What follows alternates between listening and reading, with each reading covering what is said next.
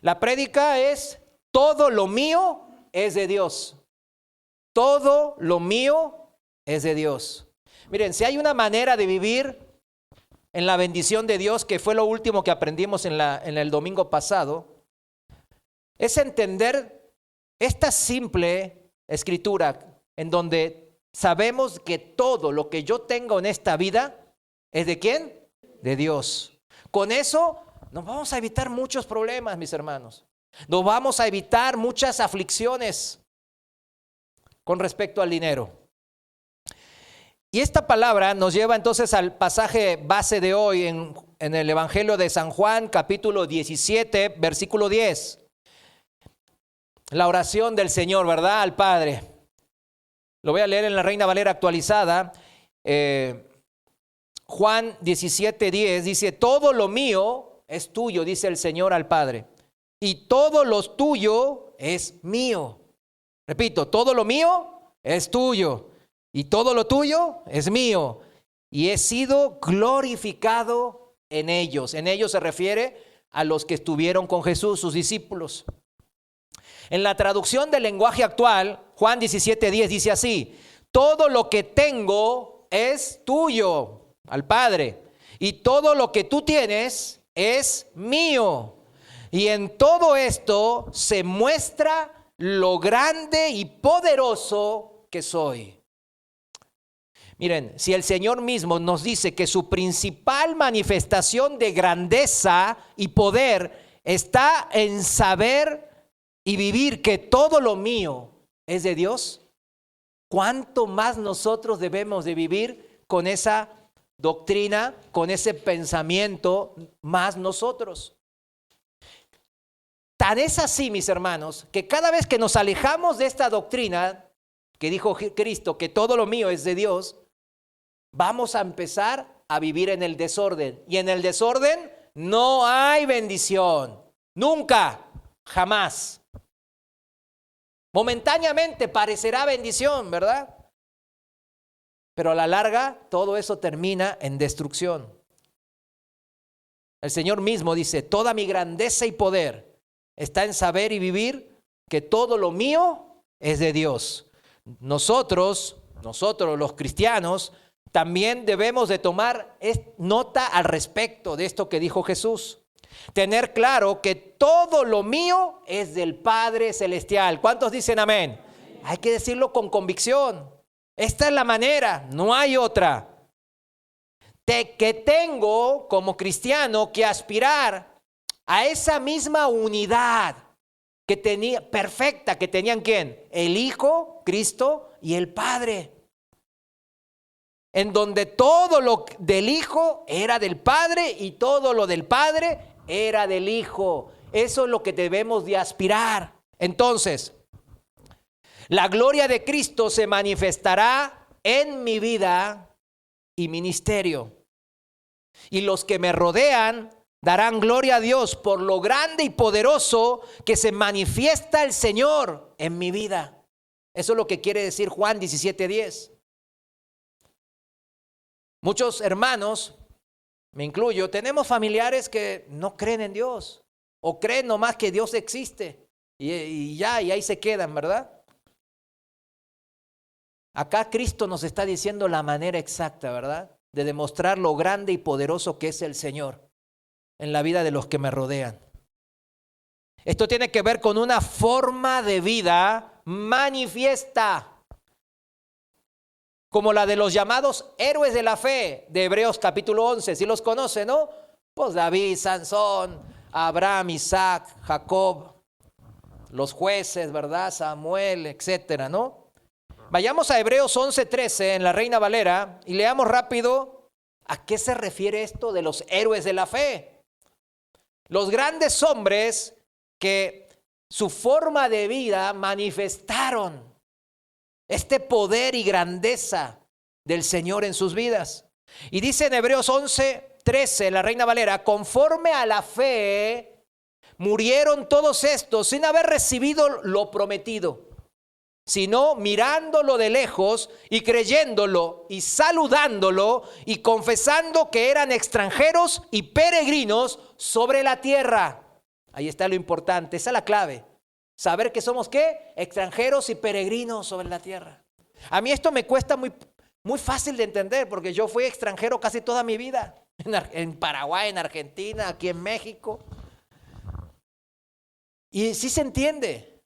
Tiene un sentido, no, ya estoy muy apegado a México, la verdad. Pero el tema es que siente uno que no está tan, ¿entiende? Que como que vive, como decían, que viven en tiendas, en carpas. Porque están listos ¿para qué? Para partir. Porque van de paso. Versículo 14. Porque los que esto dicen claramente dan a entender que buscan una patria, pero no está aquí, ¿verdad?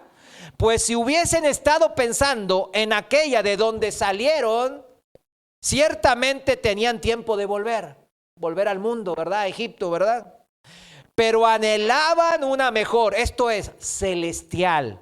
Por lo cual Dios no se avergüenza de llamarse Dios de ellos, porque les ha preparado una ciudad. Y es lo que el Señor nos dice. Va a venir, va a regresar el Señor en su segunda venida y nos va a tomar Él mismo. Él mismo nos va a recibir, va a ser anfitrión de moradas celestiales que Él ya preparó para los suyos, para su pueblo, para los que confiamos en Él. Y todos estos héroes de la fe de Hebreos 11, todos los héroes que vemos de la fe en la Biblia, todos comparten esta idea de que vamos de paso en esta vida, como peregrinos, extranjeros. Y esta vida de peregrinos y extranjeros en esta tierra es la única que puede dar gloria a Dios. La única. Y no robarse o querer robarse su gloria. ¿Para qué? Para satisfacer mis intereses personales. Quiero aclarar aquí un poco. Tengo intereses personales. ¿Es malo? En primera instancia, no.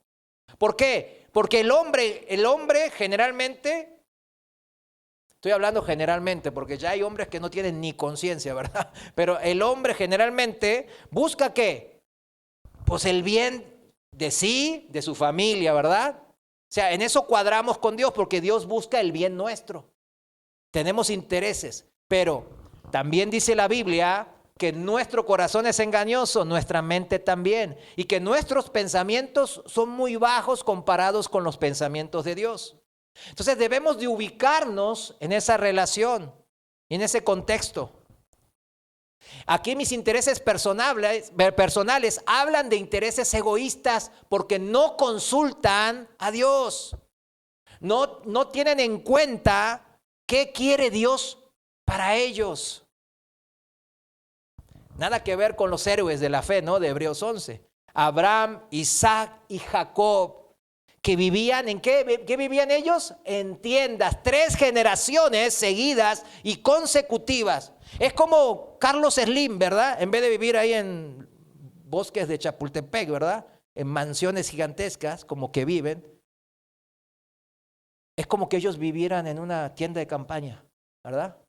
Ahí en Tepito. y ahí están ahí, ¿verdad? Pero su hijo también, en vez de su hijo, no, generalmente la segunda generación, mi papá tiene dinero y ya se compra en el carrazo deportivo y ya andan haciendo sus cosas, ¿verdad? No. Su hijo también, ahí viviendo en tienda. Y después viene el nieto y otra vez viviendo en tiendas. ¿Se imagina? O sea, estoy tratando de actualizar el contexto, cómo vivía Abraham, Isaac y Jacob. Gente que ya les dije más o menos en términos de dinero, eran multibillonarios. Billonarios. Y vivían en tiendas. ¿Por qué? ¿Qué entendieron? Que esta vida ellos van de paso, son peregrinos. Su ciudadanía está ¿en dónde? En la patria celestial. Eso es lo que ellos entendían. Ay, qué exagerados, hermanos. Sí, no, pues digamos, Abraham es el padre de la fe, por eso pues tiene que dar el ejemplo más, más importante, ¿verdad? Más vistoso, y lo ha dado. Ellos exponían así su entendimiento de que eran ¿qué? Peregrinos, forasteros, y que iban de paso. Todo lo que poseían sabían que venía de Dios y por eso era de Dios. Hoy aprenderemos a ser como esos campeones de la fe. En la última enseñanza del domingo pasado, dijimos que cuando uno invierte en el reino de Dios, en las cosas de arriba, en los asuntos del Padre Celestial, y lo hace en el orden estipulado por Dios en su palabra, y no lo hace por algún interés propio o particular, como por ejemplo el tener éxito económico como los fariseos y escribas, sino lo hace de manera desinteresada, entonces comienzan a cumplirse las promesas de Dios en mi vida y familia. Eso es lo que aprendimos la semana pasada. Ahora, ¿recuerdan cuál era el orden de Dios? Pues tan sencillo como checar en la palabra, ¿no? Yo se los digo de vuelta. Número 1 era lo primero que debo de ordenar frente al Señor, que era mi corazón, ¿verdad? Luego, mi familia. Luego, el trabajo, que va añadido a mi familia, ¿no? Porque es el que sustenta a mi familia, que Dios me permite con eso sustentar a mi familia. Y después, ¿qué? El ministerio en la iglesia, con los hermanos de la fe. Todo eso es el paquete y ese es el orden, ¿verdad? En mi corazón, donde empieza todo ese orden, ¿cómo empieza? Con entender el amor de Dios. Por eso yo debo de amar a Dios por sobre ¿qué? Por sobre todas las cosas.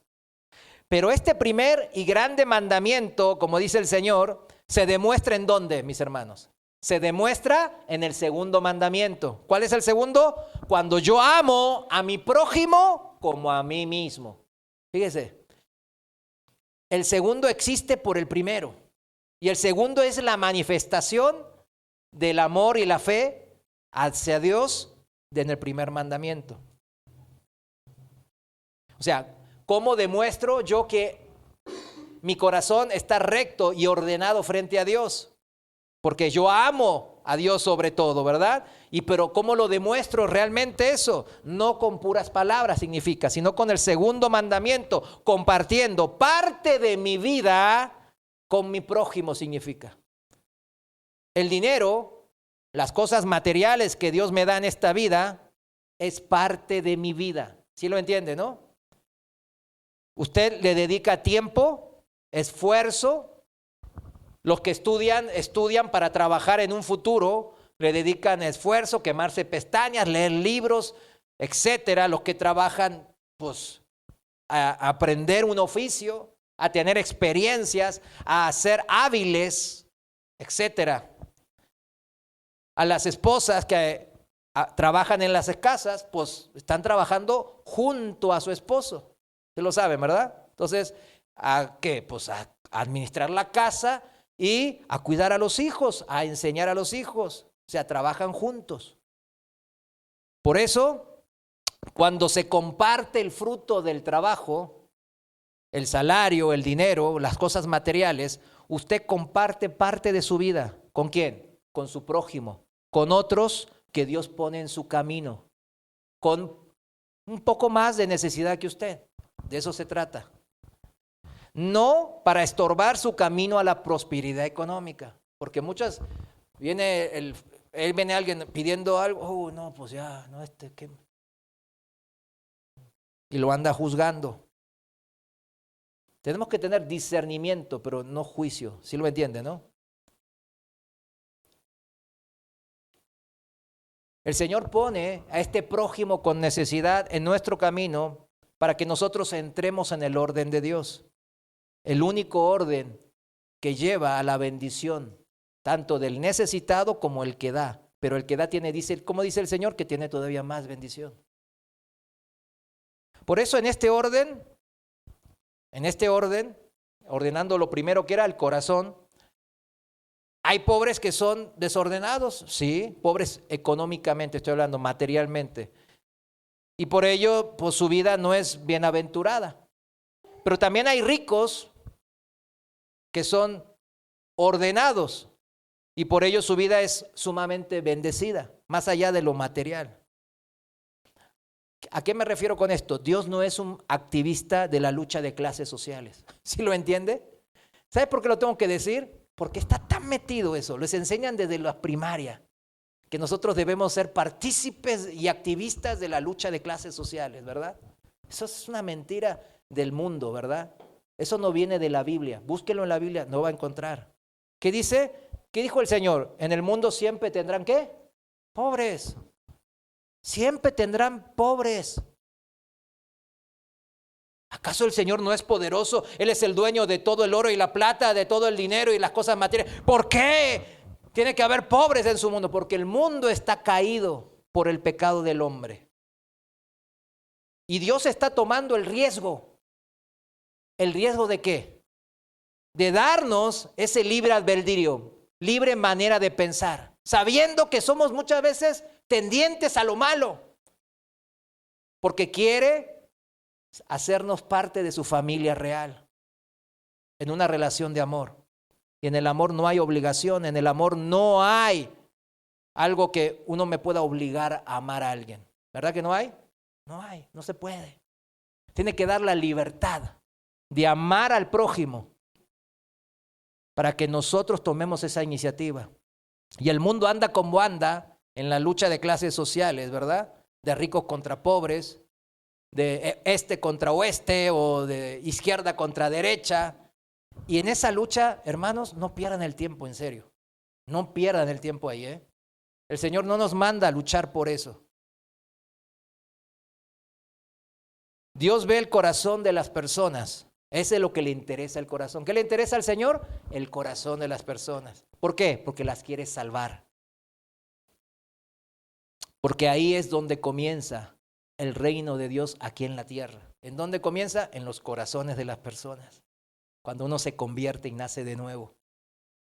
Ahí, mis hermanos, cuando uno se convierte y empieza el reino de Dios en mi corazón, ¿en dónde debe estar Dios en mi corazón? Que es en mi alma, en mi ser interior. ¿En dónde? En el trono, ¿verdad? Mandando, gobernando. ¿Sí o no? Para que dirija mi vida. Muchos dicen, ay no, pero yo quiero hacer así, pero no, pues no, en su carne nunca le van a hacer. El problema es que no tiene a Dios sentado en el trono de su vida. Ya es tiempo de dejar sus propias agendas. Pregúntese, ¿quién está sentado en el trono de su corazón? Pregúnteselo. Muchos estamos, para incluirnos a todos los que estamos aquí, porque no sabemos, sentados nosotros mismos en el trono de nuestras propias vidas, diciendo, yo soy el dueño ¿de qué? De mi vida, ¿sí o no? Así decimos, así el mundo dice, ¿no? Siendo reyes, gobernantes de nuestras propias vidas. Pero el cristianismo no nos enseña eso, al contrario, nos enseña ¿qué? A ser dependientes de Dios. Otros tienen a su esposa como la reina de su vida, ¿verdad? ¿Cómo le llaman eso en México? No, no lo diga. Otros tienen a sus hijos, ¿verdad? Ahorita hay caratos más padres que a sus hijos, pues los hijos dominan a los padres de manera al revés. O sea, desorden. ¿Sabe que es muy fácil saber quién está sentado en el trono de su corazón? No es muy difícil de saberlo. Pregúntese usted mismo, pregúntese a usted mismo, en una situación de compromiso, en donde yo debo de decidir sobre qué hacer con una suma importante de dinero. ¿Le ha tocado vivir una situación similar de estas? A todos nos ha tocado. Quizás a los jóvenes no tanto, pero pregúntese, ¿es Dios el que manda qué hacer con ese compromiso material o de dinero, o usted mismo tomó la decisión e hizo lo que quiso? Ahí vas a ver bien claro quién es el que está sentado en el trono de su corazón. Y ahí puede decir, no, ni modo que voy al Oxxo, voy a la tienda y tengo que estar pensando, Señor, ¿puedo ir al...? Si la analogía es fácil, ¿verdad? Usted o su hijo tiene 20 años y ya le da cierta independencia, ¿no? Y el hijo va a la tienda sin preguntarle nada muchas veces. No es algo fundamental, pero el hijo pequeño, ese tiene que aprender. ¿Sí se entiende? La analogía es fácil de entender. Después de que uno se pregunta a sí mismo con un compromiso material, cómo tomó esa decisión y ahí vas a ver. Si yo la tomé por mí mismo, entonces yo estoy sentado en el trono, ¿verdad? Pero si yo humildemente me acerqué al trono de la gracia de Dios y le pregunté, Señor, ¿qué debo de hacer en esta situación? Bueno, ahí ya sabemos quién manda, ¿verdad? Después, un consejo, pregúntele a su autoridad espiritual, pregúntele a los pastores, a su maestro, de cómo decidió en ese compromiso. Porque, ¿qué dice la Biblia en Eclesiastés? 2 cabezas piensan peor o mejor. Mejor que una. Y también dice que mi corazón es engañoso. Entonces, ¿cómo yo me voy a quedar en mi propia opinión? En serio, hermanos, yo les invito, ¿verdad? Yo jamás he rechazado una consejería. La hermana Lola tampoco. Ninguna. Y es más, a algunos yo les digo, vayan allá, también a Casa de Oración Colón, ahí hay pastores, ¿verdad? Que se mueren por dar un consejo. No sé qué. Los van a mandar acá de vuelta. Van a decir, no, con tu pastor, ¿verdad? El que te conoce. Pero fíjense, es importante, mis hermanos, ser humildes. Y fácil va a saber quién manda en su corazón. Es importante saberlo. Porque ¿cómo se va a diagnosticar si no sabe si tiene la enfermedad o no? Y repito, no es difícil saber quién domina en mi corazón. Entonces, ¿por qué es tan importante? Porque el orden de Dios, ¿en dónde empieza? En mi corazón. Si cuando en mi corazón no amo a Dios por sobre todas las cosas, cuando en mi corazón Dios no manda, pues ahí ya mi familia va a estar desordenada, en mi trabajo voy a estar desordenado y en el servicio a Dios en la congregación de los santos voy a andar desordenado. Ese es el tema, mis hermanos. No importa cuántas cosas materiales Dios haya puesto en mis manos, cuando yo estoy ordenado, no importa si son 5 talentos, si son 2 talentos o 1, no importa si son 100 millones de dólares. Ay, alguno se despertó, estaba durmiendo. ¿Ah, qué? ¿Me regalan? ¿Dónde regalan? No importa si son 100 millones de dólares, si son 100,000 pesos o si son 1 peso, mis hermanos. No importa la cantidad. Lo importante es tener mi corazón, donde empieza el orden de Dios, que lo más parecido al corazón de Dios. Y eso es lo que se logra si yo, como le cedo el bastón de mando, el trono de mi vida, de mi corazón, a Dios. ¿Cuántas maneras hay? Nomás hay esta manera, mis hermanos. Mientras no le ceda, mi propio pensamiento, que es engañoso y que tiende al pecado, se va a interferir en el buen y agradable y perfecto propósito de Dios. ¿Cuándo? Siempre. Siempre. Yo voy a ser mi peor saboteador de mi vida. El peor. Y aquí todos los hermanos que tenemos ciertas décadas de edad, nomás póngase a verse para el pasado, ¿verdad? Aunque el Señor dice que siempre hay que mirar al futuro, pero póngase a mirar como reflexión, como meditar. ¿Quién fue su primer saboteador? Pues mis propios pensamientos. No, fue mi esposa, fue mi amigo, pero usted le hizo caso. ¿Se me entiende? De ahí, mis hermanos, voy a compartir mi vida desde mi corazón, que incluye ¿qué cosa? El dinero, las cosas materiales, con mi familia en el orden de Dios. ¿Con quién? Primero, con mi familia. Y después, en el trabajo, yo voy a seguir manteniendo ese orden, porque yo sé que ese trabajo Dios lo usa ¿para qué? Para proveer a mi familia. Y al final voy a servir a Dios en la congregación de los santos, en la iglesia local. Ese es el orden de Dios. Invertimos entonces primeramente en el reino de Dios, por amor a Dios, porque Él gobierna mi corazón, tiempo, esfuerzo, dedicación, retribución de amor y recursos materiales en el orden mencionado. ¿Cuál?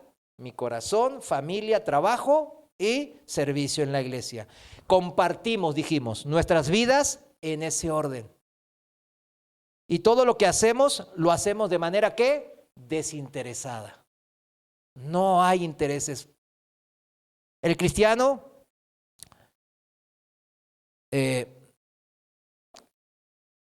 no es un desinteresado en todo lo que hace y da y comparte en su vida, nomás con su familia, ¿verdad? Que siempre somos desinteresados muchas veces nomás con nuestras familias, ¿verdad?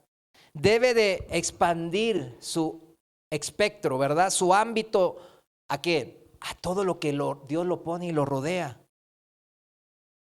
A todo. No, yo ya estoy dando bien en mi familia. Sí, ese es el primer orden. Vamos bien, hermano, vamos bien. Pero ahora, en la madurez espiritual, tiene que empezar a expandir eso. Ay, pero no puedo. ¿Y quién le dijo que usted tiene las fuerzas? Usted no las tiene. Usted no tiene las cualidades. Yo no las tengo. ¿Quién las tiene? El Señor. Acuérdese, Juan 17:10, el pasaje ancla de hoy. La gente que estaba alrededor de Jesús daba honra, gloria a Dios de la grandeza y de lo magnífico del poder de Dios en el ejemplo de Cristo. Y no olvide nunca Gálatas 6:10 también, porque dice bien claro, hagamos bien a todos según tengamos oportunidad, ¿verdad? Y especialmente a los de la familia de la fe, Gálatas 6:10 para el que anota. Si se fija, cuando decimos la familia de la fe parece que lo dejamos ahí restringido al último puesto, ¿verdad? ¿Sí o no? Es último entre comillas en el orden de Dios, pero no por ello es menos importante. No se piense, es un orden, pero no es que está último. No, pues ya si Dios me da fuerza. ¿Usted cree que no le va a dar poder y fuerzas para poder participar de la gracia en su congregación local? El Señor no es que está ahí midiéndole, mira, ya me quedan 10 de poder para repartir aquí. Me queda 20 de gracia para repartir aquí entre... son 100 todavía, dice el arcángel Miguel. Híjole, ¿cómo lo voy a hacer? Para nosotros, entiéndalo, los recursos son escasos, ¿sí o no? Siempre. Pero para Dios los recursos son ilimitados, porque es un Dios todopoderoso. Entiéndalo, Él no anda batallando como nosotros. Ay, es que ya se me acaba la gracia. Es demasiado, ya le di mucho a la gente. Me estoy quedando sin cómo que repartir. Él tiene sobreabunda siempre. ¿Cuántos dicen amén? Por eso, cuando tenemos en el último orden a la familia de Dios, no significa que la dejemos rezagada, sino que entendamos el orden de Dios. Es que la familia es la responsabilidad, la familia de cada quien de aquí es la responsabilidad directa nuestra, ¿sí o no? Yo no voy a ir a la familia del hermano, oiga, ¿y ya comió? ¿Y ya esto? ¿Y cuánto le falta para llegar? No, ya me gasté toda la nómina, mi hermano. Ay, ahora, a ver, ¿cómo le hacemos? ¿Verdad que no? No es así, es responsabilidad de cada quien.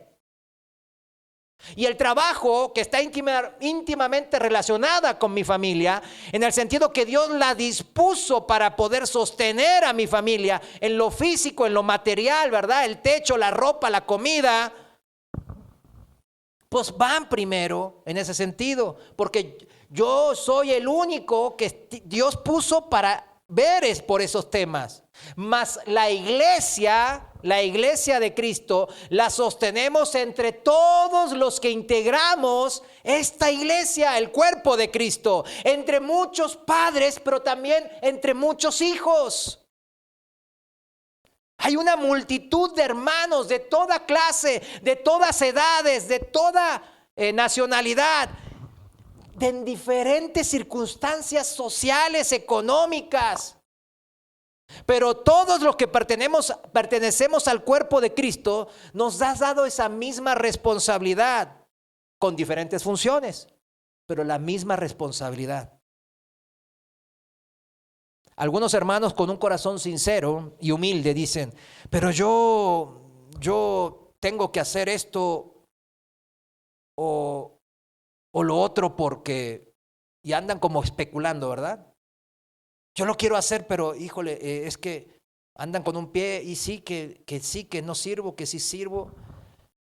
Pero en buen corazón, ¿verdad? Es que no fueron enseñados quizás.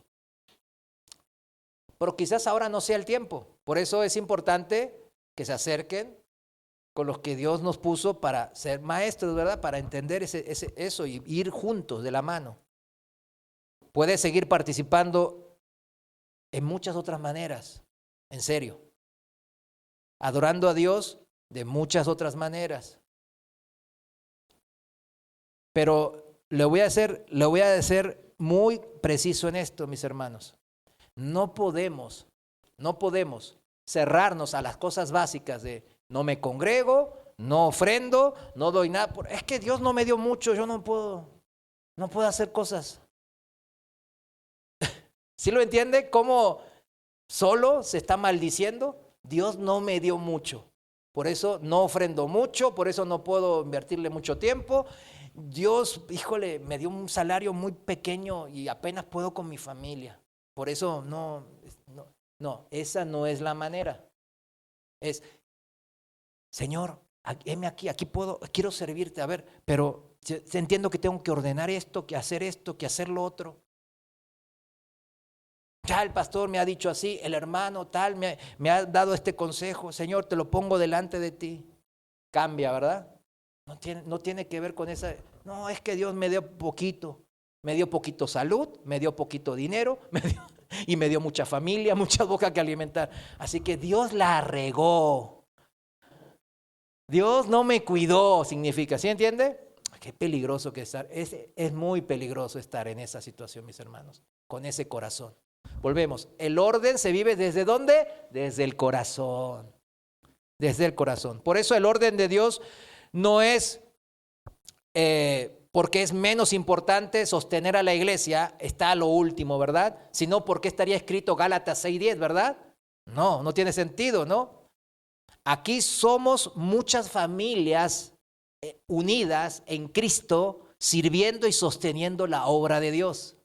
Por eso está abajo de la familia que cada uno recibió de parte de Dios. ¿Sí lo entiende, no? Quiero hacer esta explicación para que se entienda, porque sí, o sea, son dudas que a veces los que van comenzando en el servicio, los que son jóvenes, no entienden. Dicen, no, yo quiero servir, y eso es bueno, esa pasión por servir es bueno, pero no, espérame, ¿cómo estás en tu familia? ¿Qué estás haciendo? Es que no, mi mamá siempre pudo ir sola. Pero ¿le preguntaste a tu mamá? Por ahí está en mucho estrés, por ahí necesita tu ayuda, antes que aquí la iglesia. Volvemos, porque ahí eres tú el hijo, ¿verdad? Aquí tenemos muchos hijos para juntos hacer mancuerna, ¿verdad? Bueno, entiendo que esto se entendió, ¿verdad? En mi casa están los miembros que la integran, en el trabajo, pues lo mismo, ¿verdad? Nadie me hace la chamba ¿a quién le hace la chamba por usted? ¿Verdad? Me enfermé y, no, hermano, ¿puede ir a la chamba por mí? ¿Verdad que no? No me lo pidan, tampoco, no se va. No, hermano, usted es cristiano, no. O sea, nadie nos hace la chamba, ¿verdad? En la familia las cosas se resuelven en familia, en el trabajo, pues con la gente que está en el trabajo. Pero en la iglesia habemos muchos que podemos aportar el granito de arena, ¿verdad? Y ayudarnos. Por eso el orden es mi corazón, mi familia, mi trabajo y mi ministerio en la iglesia local. Y todo eso me es de bendición cuando lo hago sin interés propio. Amén. ¿Por qué? ¿Qué interés propio puede tener de lo que no es mío? ¿Se entiende el título de hoy entonces? ¿Qué interés propio puedo tener en lo que no me pertenece? ¿Sabe qué? Esta es la manera de encarar esta vida temporal, como Abraham, como Isaac, como Jacob. Y nos va a evitar muchas aflicciones que Dios, hay aflicciones que Dios permite en nuestras vidas, aunque andemos en orden y en obediencia. Pero hay otras que no, Dios no quiere que las pasemos. Pero ahí estamos nosotros de pechito, ¿verdad? No, Señor, aquí me voy, me la aviento. Vamos a dar unos ejemplos, el de Pedro y Judas. Pedro, antes de conocer a Jesús, ¿qué era? Pescador, ¿verdad? Él tenía su propio negocito, era una pyme. Tenía un barquito, quizás dos, no sé, redes. herramientas para la pesca. Pero cuando el Señor se le apareció, ahí en Mateo 4, y empezó a agarrar a sus primeros discípulos y le dijo, vengan y síganme, yo les enseñaré a cómo ser pescadores de hombres ahora. ¿Qué hizo Pedro y Andrés, su hermano? Le siguieron inmediatamente. O sea, tiraron las redes, dejaron lo que pescaron o lo que estaban ordenando, dejaron lo material y le siguieron. Aquí Pedro, volvemos. Hoy quiero que nos quede bien claro el tema del orden de Dios. No rompió el orden de Dios para seguir a Cristo. No. Su llamado, el de Pedro y de los apóstoles, su hermano Andrés, era pastoral. Él debía de discipularse para poder estar, como decimos hoy, a tiempo completo, ¿verdad? Como trabajo full time para el Señor. Y en todo, Pedro nunca descuidó a su familia, a la que él se frecuentaba mientras andaba con el Señor. ¿Recuerdan cuando el Señor fue a la casa de su suegra? ¿La suegra de quién? De Pedro. Y la sanó, ¿verdad? Yo creo que la sanó no solo de la fiebre que tenía, dice la Biblia que tenía fiebre y estaba ahí tirada, postrada en la cama. Por ahí era una gripa, pero bueno, quizás tenía algo peor. Y quizás tenía muchas otras cosas. ¿Usted cree que nomás la sanó de su fiebre y ya? ¿O la sanó en todo el cuerpo? Yo creo que la sanó de todo el cuerpo, ¿verdad? Como Jesús diciendo, mira, voy a tener a tu yerno, lo voy a andar aquí, de aquí para allá, ¿verdad? Y ahí está. Para que Pedro no se preocupara ni por su esposa, contenta seguramente por la sanidad de su madre, ¿no? Ni por la provisión de la comida. El Señor demostró una y otra vez que alimentaba a miles con poco, ¿sí o no? Eso es lo que veía Pedro. ¿Usted cree que alimentaba a miles y después el Señor mismo no cumplía el orden? A los suyos, a los que estaban, sus discípulos no los alimentaba en el día a día. No, ¿verdad que no? También les enseñó a pagar impuestos en el templo, ¿verdad? El Señor sí les enseñó eso. No les enseñó a hacer tranzas, ¿verdad? ¿Recuerdan cómo el Señor mandó a Pedro cuando les reclamaba? Tu Señor y tú están pagando el impuesto al templo. Había que pagar 2 dracmas, son monedas de plata griegas, que todavía se usaban en el Imperio Romano, que tenían que pagarse una vez al año como impuesto al templo, ahí en Jerusalén. Entonces, ¿qué hizo el Señor? Dijo, yo soy Dios, yo soy el templo. No, dijo, bueno, ve, pesca un pescado, abre la boca y vas a encontrar, ¿qué cosa? Las monedas que necesitaban de plata. Ve y págale, y paga los impuestos. Qué tremendo, ¿verdad? Qué tremendo. ¿Qué le demostraba a Jesús? Que Él era el creador, el dueño de todo. Del oro y la plata, de todo. Ni toda la carga de dinero que por ahí habían tenido, ¿verdad? El Señor se quedó con nada, porque tenían dinero. Bueno, Judas lo administraba, dicen, ¿no? Él tenía la bolsa de administrar, era el administrador entre los discípulos. ¿Pero qué? ¿Por qué era el administrador? Porque había dinero. Había dinero y Jesús no es que se quedaba, mira, no, eso administramelo bien porque me quiero comprar una casa aquí en Puerta de Hierro y quiero 2 Mercedes-Benz. Y bueno, les voy a comprar un Chevrolet, un Chevy a mis discípulos, porque se portaron bien, son buena onda, le echaron ganas. No es un empresario el Señor, ¿verdad? Nada se quedó. Ya leímos que Él no tenía ni una almohada como la que tiene usted de plumas de ganso. Él no tenía ni una almohada para recostar su cabeza, ni un techo. Seguramente usaba gran parte de esas ofrendas que le daban y que Judas administraba. ¿A quién? Para las familias y el sustento ¿de quién? De sus discípulos.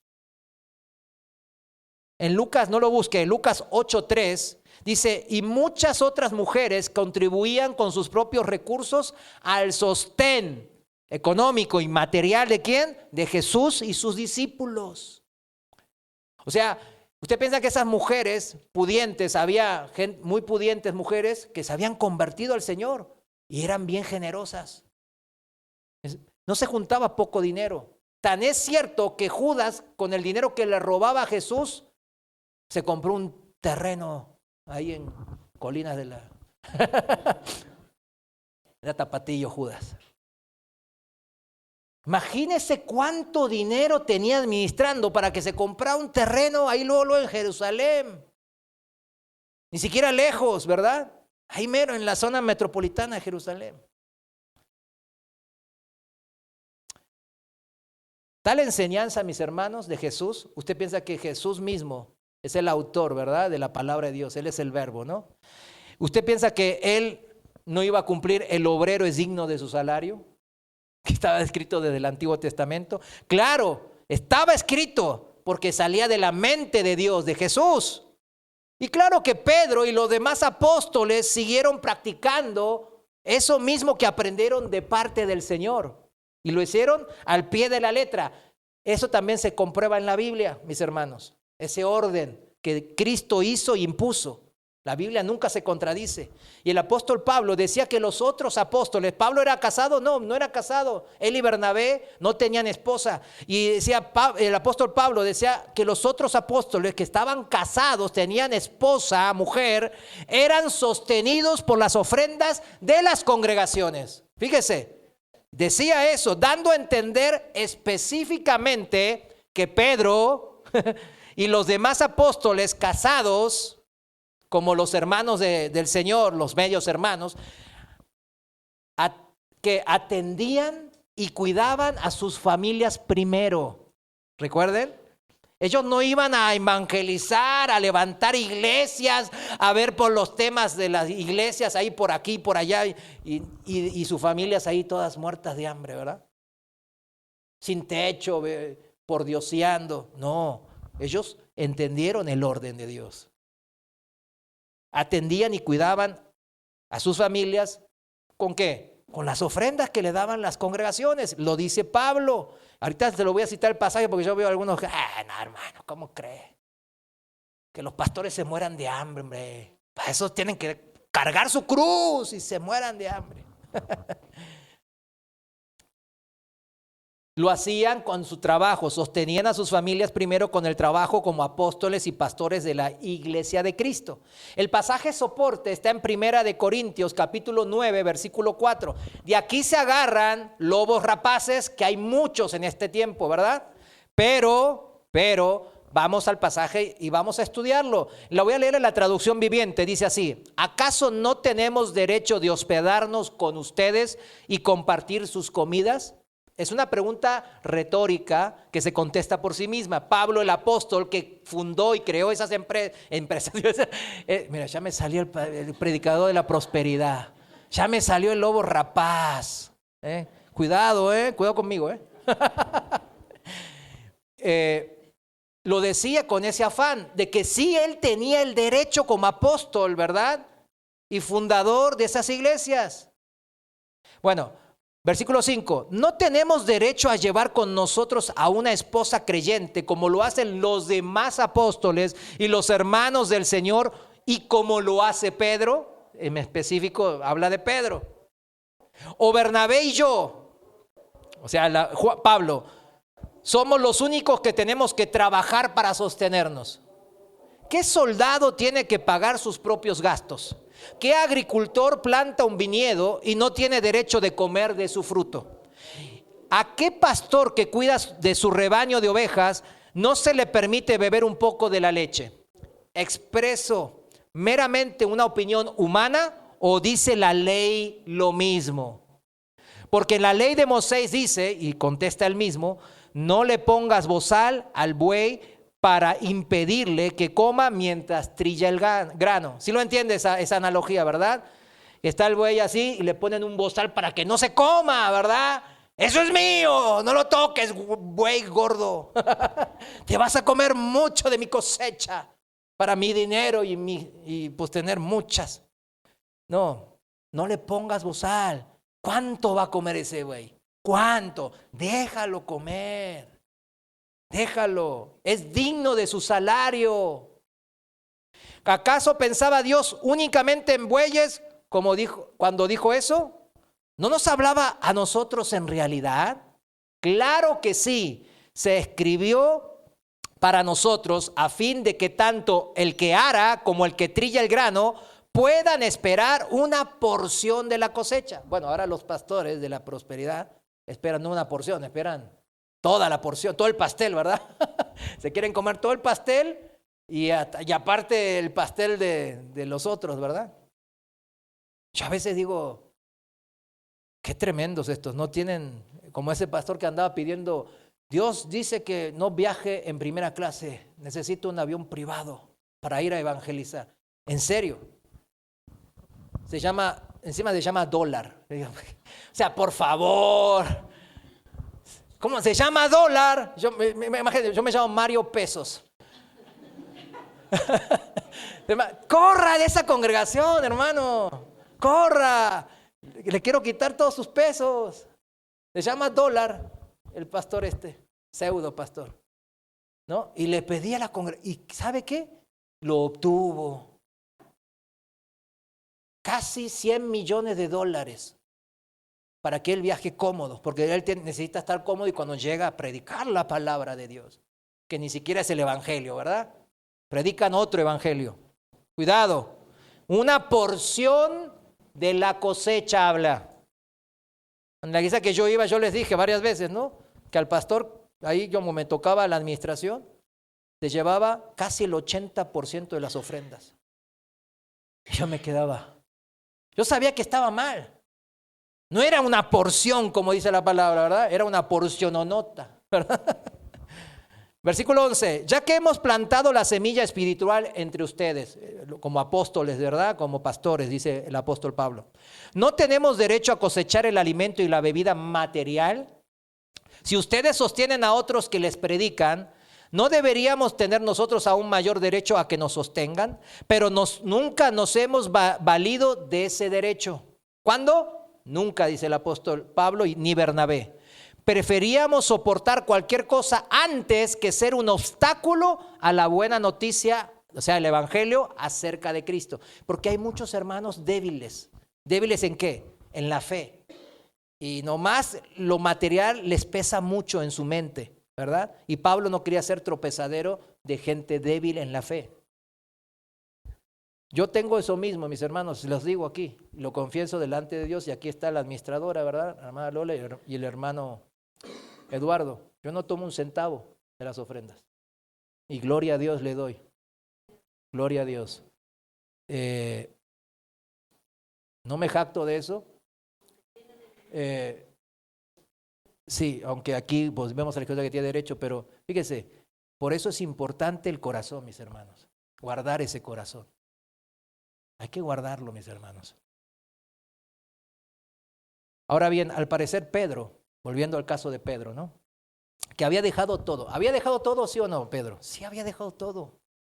Y lo hizo de una manera desinteresada, ¿será cierto? ¿Será cierto que Pedro actuó de manera desinteresada, que no tenía agenda oculta? Vamos a Marcos capítulo 9, versículo 33. Marcos 9, 33. Voy a leerlo en la traducción viviente. Miren cómo dice. Después de llegar a Capernaum e instalarse en una casa, Jesús preguntó a sus discípulos que venían conversando en el camino. ¿Verdad? ¿Vieron cuando los papás preguntan a los hijos qué estaban haciendo ahí? ¿Verdad? Y los hijos todos, ay, no, ya nos agarró en curva. Versículo 34. Pero no le contestaron a Jesús porque venían discutiendo sobre quién de ellos era el más importante. Miren, ¿quién era el mayor? Jesús se sentó y llamó a los 12 discípulos, a los principales, y les dijo, quien quiera ser el primero, el mayor, debe tomar el último lugar y ser el sirviente de todos los demás. ¿Cuántos dicen amén? Esa es la manera. En el reino de Dios, este es el orden. El problema recurrente que se daba seguido entre los 12 discípulos principales de Jesús era saber quién era el mayor, quién iba a tener el mayor poder, la mayor influencia en el reino venidero de Cristo, el Mesías. ¿Quién iba a sentarse a su derecha y a su izquierda en el reino del gran Mesías? El problema de los discípulos y de Pedro en particular que estamos estudiando, ¿qué era entonces? ¿Era desinteresado que dejó todo? No, él dejó todo porque dijo, mira, dejo mi negocito, pero acá tengo un negociote, ¿verdad? Imagínense, yo dejé mi empresa y yo imagínense poder engañar a Dios, ¿verdad? No, es que ahora voy a ir a Colonia y híjole, me dijeron que las ofrendas están bien, sabrosas, digo, bien graciosas. Imagínense, ¿usted piensa que podemos burlarnos de Dios? Claro que no. Y Pedro pensaba que podía burlarse del Señor. Él dejó ese negocito que tenía de pescador porque veía, no, ya tengo al Mesías de aquí al lado. Ya la hice, ¿verdad? Voy a ser el secretario de gobernación y me voy a robar hasta con la cubeta todo, ¿verdad? Pedro dejó todo lo que tenía entonces para seguir con un interés propio, que el poder de ser el mayor en el reino del Mesías. El Señor trata este tema, no lo deja, ¿verdad? El Señor todo saca a la luz y lo trata en Mateo 19, acompáñeme ahí, Mateo 19, capítulo 19, versículo del 27. Voy a seguir en la traducción viviente porque se entiende más fácil. Usted sígame en su traducción. Dice así, Mateo 19, 27. Entonces Pedro le dijo, nosotros hemos dejado todo para seguirte. ¿Qué recibiremos a cambio? A ver, yo hasta lo veo a Pedro haciéndole así, ¿eh? ¿Qué? Jesús contestó, les aseguro que cuando el mundo se renueve y el Hijo del Hombre, o sea, Él, se siente sobre su trono glorioso, ustedes que han sido mis seguidores, también se sentarán en 12 tronos para juzgar a las 12 tribus de Israel. Y todo el que haya dejado casas o a hermanos o a hermanas o a padre o a madre o hijos o bienes por mi causa, recibirán 100 veces más a cambio y heredarán la vida eterna. Aquí el Señor lo desglosa.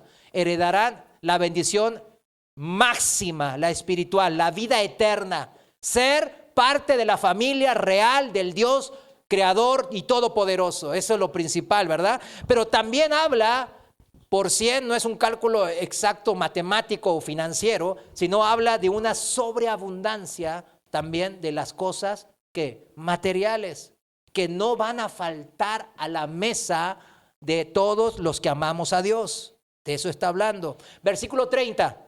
Pero muchos que ahora, aquí viene la enseñanza, escuche bien, no se duerma. Pero muchos que ahora son los más importantes en ese día, o sea, ¿qué día? ¿Qué es ese día? El día que va a regresar el Señor para sentarse en el trono ya de toda la tierra, ¿no? Serán los menos importantes. ¿Quién? Los que ahora son los más importantes, cuando Él vuelva serán los menos importantes. Y aquellos que ahora parecen menos importantes, en ese día, cuando venga el Señor, serán, ¿qué cosa? Los más importantes. Aquí el Señor explica que los que somos discípulos de Él, debemos de buscar primero la gloria de Dios sobre la nuestra propia. ¿Sí lo entiende, no? Este versículo 30. Debo de buscar el interés del reino de Dios por sobre mis propios intereses personales. Esto es, debo de hacer todo lo que es para el reino de Dios desinteresadamente. Como Juan el Bautista reconoció en Juan 3:30, no lo busques, lo digo. Es necesario que Cristo crezca, pero que yo mengüe, decrezca. Esa es la manera de ¿qué? De ser útiles en el reino de Dios. Pedro entendió ¿cuándo? Luego de la resurrección. Luego, porque cuando uno anda centrado en eso, ¿verdad? Cuando uno anda engañado por su propia mente y sus propios intereses particulares, su agenda oculta, ¿verdad? Que piensa que va a engañar a Dios y anda ahí. No, pues Dios es amoroso y tiene una paciencia con nosotros. Aún después de la resurrección, el Cristo resucitado se le aparece y le dice, mira, maldito, me rechazaste 3 veces y hasta me maldijiste. A ver ahora, No. Vamos, ¿qué le dijo a Pedro? Juan capítulo 21, versículo 15. En la Reina Valera lo voy a leer.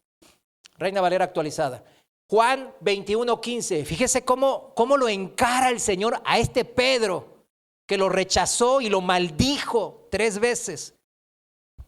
Cuando hubieran comido, Jesús dijo a Simón Pedro, Simón, hijo de Jonás, ¿me amas tú más que a estos? Le dijo, sí, Señor, tú sabes que te amo. Jesús le dijo, apacienta mis corderos. Le volvió a decir por segunda vez, Simón, hijo de Jonás, ¿me amas? Le contestó, sí, Señor, tú sabes que te amo. Jesús le dijo, pastorea mis ovejas. Le dijo por tercera vez, Simón, hijo de Jonás, ¿me amas? Pedro se entristeció de que le dijera por tercera vez, ¿me amas? Y le dijo, Señor, tú conoces todas las cosas, tú sabes que te amo. Jesús le dijo, apacienta mis ovejas. 3 veces le dijo, ¿verdad que sí? El 3 tiene un significado de compleción. ¿Qué significa? Compleción, acción y efecto de completar. O sea, ¿qué le dijo? Si amas a Dios, ¿me amas? Primer mandamiento, ¿verdad? Entonces, cumples el segundo. Amar a tu prójimo como a ti mismo. Apacienta las ovejas. ¿Qué es subordinar mi interés propio al del prójimo? O sea, ni al de Dios, al del prójimo. ¿Sí me entiende? O sea, más humillado todavía. Todos los que enseñamos entendemos un poco esto, ¿verdad? A ver, aquí hay algunas que son maestros y maestras de la escuela infantil. Qué difícil, ¿verdad?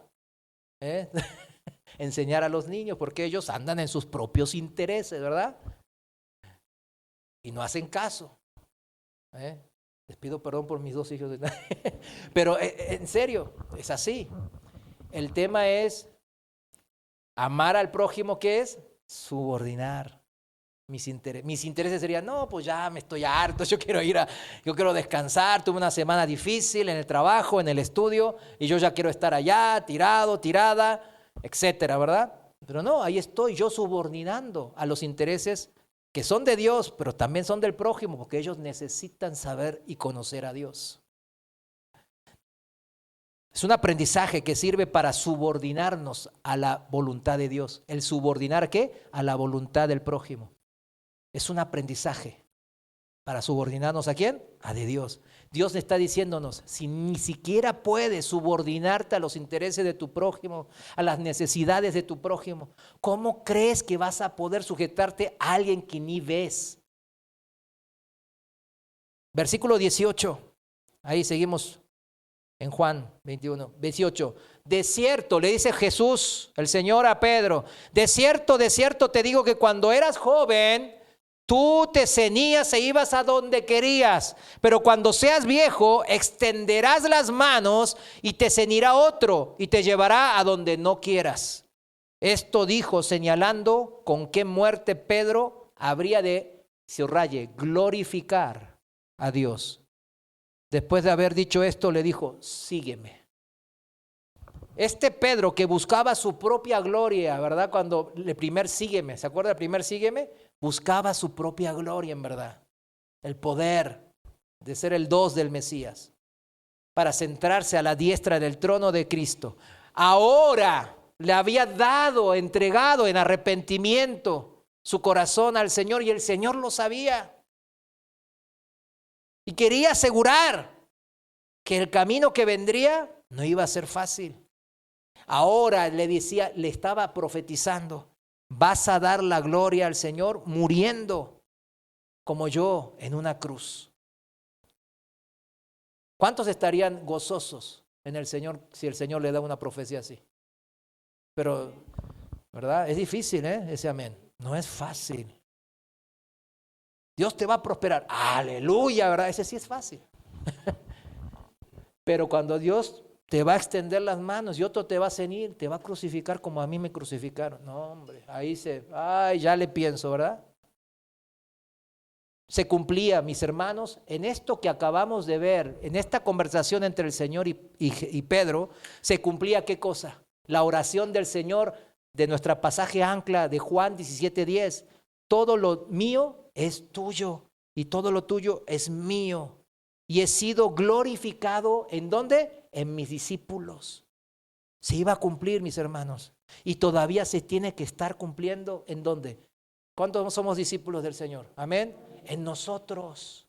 No nos hagamos ajenos. Los campeones de la fe, los héroes de la fe de Hebreos 11, siguen todavía vigentes, mis hermanos. Yo lo mencioné en el testimonio de aquella hermana, ¿verdad? Que sufrió tanto ahí en Afganistán, que está sufriendo.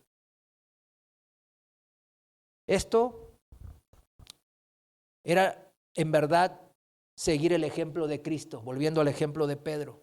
Ahora, si Pedro había entendido bien, por eso, este nuevo sígueme, toma una nueva dimensión, totalmente diferente, ¿verdad? Ahora Pedro comienza el camino de dar para el reino de Dios hasta la muerte de cruz. Ahora sí podía darle la gloria a Dios con su vida y no buscar su propia gloria. Acuérdese, el cristiano no anda en esta vida buscando su propia gloria.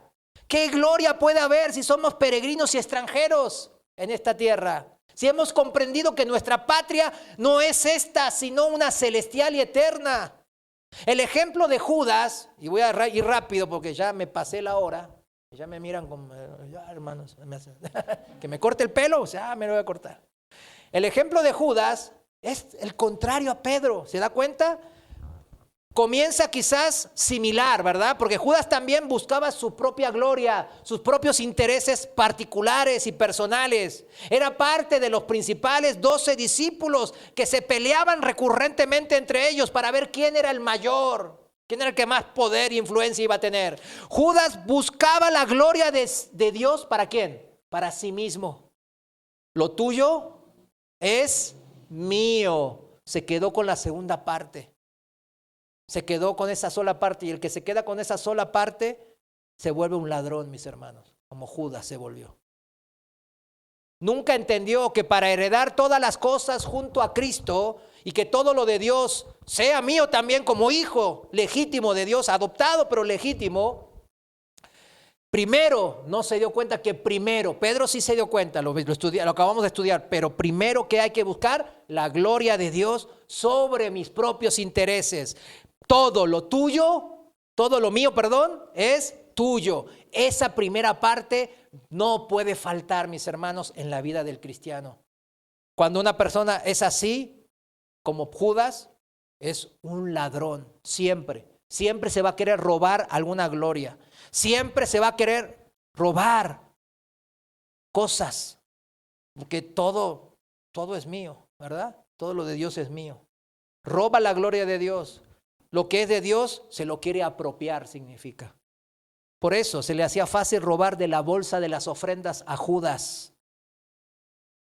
Todo tiene una causa. Cuando uno busca sus propios intereses por sobre los de Dios, también en lo material, en el dinero, falla. Se sale del orden de Dios. Él nunca se arrepintió y en su sentimiento de culpa, él se suicidó. ¿Y sabe dónde se suicidó? En el mismo campo que compró con lo robado. Qué irónico, ¿verdad? ¿Qué significa esto?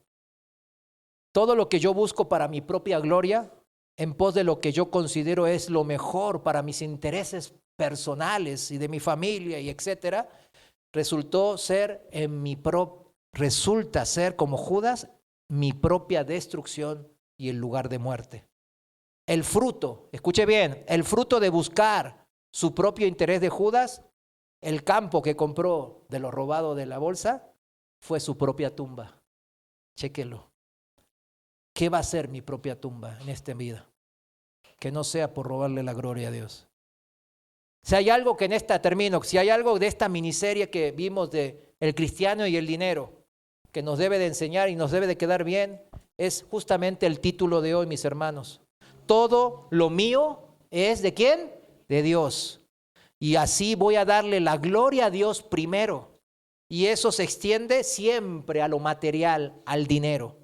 No se vale eso de, sí Señor, te entrego mi vida, pero no mi dinero. Te entrego, soy tuyo, me entrego, pero mi cuenta bancaria no. Esa no, esa tiene token, no te la voy a dar. Heme aquí, tu servidor, yo aquí estoy, heme aquí. Pero no mis posesiones materiales, no, eso no me pidas. Termino con un pasaje con el rey David. Qué mejor ejemplo de entender cómo debemos de vivir, que todo lo mío es de Dios. Y David ciertamente hay un pasaje en donde él deja derramar su corazón justamente con esto, de que todo lo que era de él era de Dios. Y por eso él no batallaba con las cosas materiales. Y por eso él era bendecido grandemente en todo lo que se refiere en esta vida de peregrinos. Primera de Corintios, capítulo 29. Usted si después en casa lea todo el capítulo, le va a resultar, habla de cuando David ya anciano le estaba entregando el trono de Israel. ¿A quién? Le estaba pasando el bastón de mando a su hijo Salomón. Y habla de que primeramente él, por su devoción a lo que tenía de todo lo que es de Dios, él dice, yo voy a entregar de mi propio dinero, porque al fin y al cabo es de Dios, todo el oro y la plata para ayudar a la construcción del templo, dice. David no tenía ninguna agenda oculta. No estaba buscando sus propios intereses. ¿Era por qué? Por amor, el primer y grande mandamiento. ¿Sí entiende? Y dice en el versículo de Primera de Crónicas 29, capítulo 29, versículo 5. Y fíjense cómo eso se expande. Esa gloria de Dios manifestada en la vida de David se empieza a expandir en todos los líderes del pueblo también. Dice en el versículo 5, y para los demás trabajos en oro y que harán los artesanos. Ahora bien, ¿quiénes de ustedes seguirán mi ejemplo? Dice David, y hoy darán ofrendas al Señor. Entonces los jefes de familia, ahí van, los jefes de familia, primero ellos cuidaban sus familias. Los jefes de las tribus de Israel y los generales y los capitanes del ejército y los funcionarios administrativos del rey, todos, ¿qué dice? Todos ofrendaron voluntariamente. Para la construcción del templo de Dios donaron alrededor de 170 toneladas de oro, 10,000 monedas de oro, 340 toneladas de plata. Miren, ahí está la generosidad, ¿verdad? Versículo 8, también contribuyeron con gran cantidad de piedras preciosas que se depositaron en el tesoro de la casa del Señor al cuidado de Jehiel, un descendiente de Gersón. ¿Cómo saber si lo hago voluntariamente? Miren, versículo 9. ¿Cómo hacerlo voluntariamente? Versículo 9. El pueblo se alegró por las ofrendas, porque había dado libremente. David no los había obligado, no los había coercionado, no los había influenciado para mal. ¿Sí me entiende? Él había mostrado simplemente su corazón y su ejemplo. Porque había dado libremente, ahí están. ¿Había dado qué? Libremente. El amor siempre es libre. Y de todo corazón al Señor, y el rey David se llenó de gozo. Cuando usted ofrenda, lo hace libremente, amén. Y lo hace de esta manera, cuando lo hace voluntariamente, usted siente, ahí va el ofrendero y dice, ay no, ¿por qué di tanto? Ay no. Ay, hermano, ¿me puede dar? Devuélvame la mitad. ¿Cuánto dio, hermano? 5 pesos. Ay, no, hombre. Es que no, 2.5, ya no hay moneda de 5 centavos. Bueno, ¿sí entiende? Lo da y hay ¿qué? Gozo. Hay libertad y hay gozo. Ahí uno sabe que hizo lo correcto. Dios ama al dador ¿qué? Alegre, porque ha aprendido a ¿qué? Amarle en verdad. No es que Dios ama que le den dinero. Él es el dueño de todo. Eso es lo que hoy tenemos que entender bien claro. Él lo que ama es el corazón alegre que da, porque ama, lo ama. Es cuando ve a un hijo que comparte con su padre anciano. Y ve el amor del hijo. El padre anciano ve el dinero y dice, no, ama el corazón de ese hijo que puede compartir con su padre. Y viene la oración de alabanza. Y denme 5 minutos porque yo quería dejarlo como tarea, pero el Señor me está poniendo que lo diga. Versículo 10. Luego David alabó al Señor en presencia de toda la asamblea. Oh Señor, Dios de nuestro antepasado Israel, que seas alabado por siempre y para siempre. Tuyos, oh Señor, son la grandeza, el poder, la gloria, la victoria y la majestad. Todo lo que hay en los cielos y en la tierra es tuyo. Oh Señor, y este es tu reino. ¿Y en dónde empieza el reino de Dios? En el corazón de los hombres. Te adoramos como el que está por sobre todas las cosas. La riqueza y el honor solo vienen de ti, porque tú gobiernas todo. El poder y la fuerza están en tus manos. Y según tu criterio, la gente llega a ser poderosa y recibe fuerzas. Oh Dios nuestro, te damos gracias y alabamos tu glorioso nombre.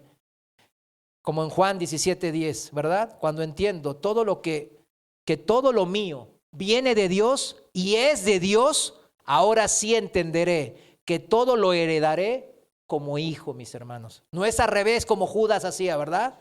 Todo lo de Dios es mío ya. No, es al revés. Entiendo de que todo lo mío es de Dios primero.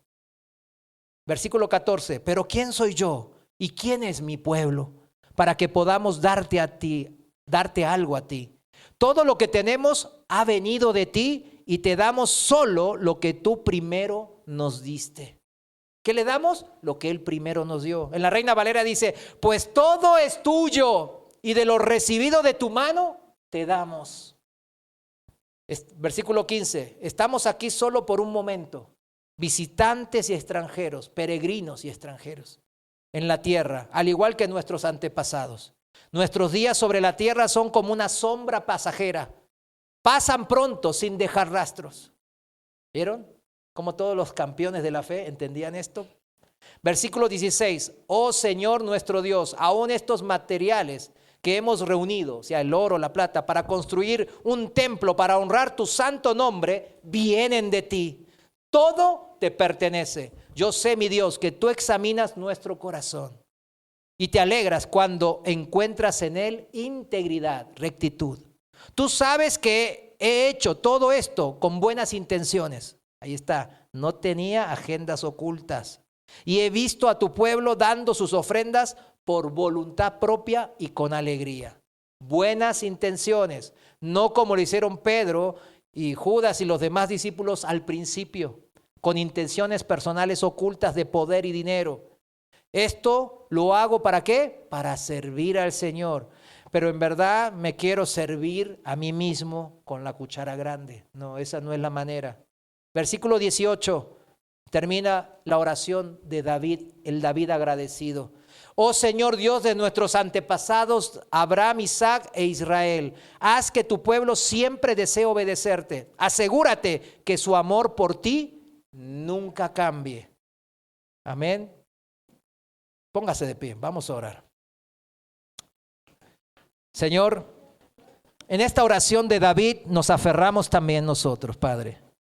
Sabemos que hoy, y lo hemos aprendido hoy, Señor, también, que todo, absolutamente todo proviene de ti. Todo es tuyo, todo lo mío es tuyo, Señor. Tenemos que entender que primero es esto, Señor, y hoy lo hemos entendido. Señor, gracias, porque como aquellos héroes de la fe, como David, mostraron que tenían entendimiento de que iban de paso en esta vida. Señor, nosotros también, Padre, ayúdanos a vivir en esa misma fe. La fe que es una esperanza de una patria venidera, en donde tú vas a reinar, Señor. Y nosotros heredaremos todas las cosas junto a ti. Padre, te damos gracias por estas promesas que se van a cumplir. Pero aquí en la tierra, Señor, también tenemos promesas en firmes de tu parte, Padre. Ayúdanos a hacer las partes íntegras de nuestras vidas y ministerios, ordenando nuestras vidas, en nuestras familias, en nuestros trabajos y en nuestros ministerios, en nuestras congregaciones. Padre, ayúdanos a entender que no tener agendas de ningún tipo personales, sino siempre tener tu agenda de querer salvar a toda alma en esta vida para tu gloria. En el nombre de Jesús, gracias por ser partícipes de este ministerio. Amén.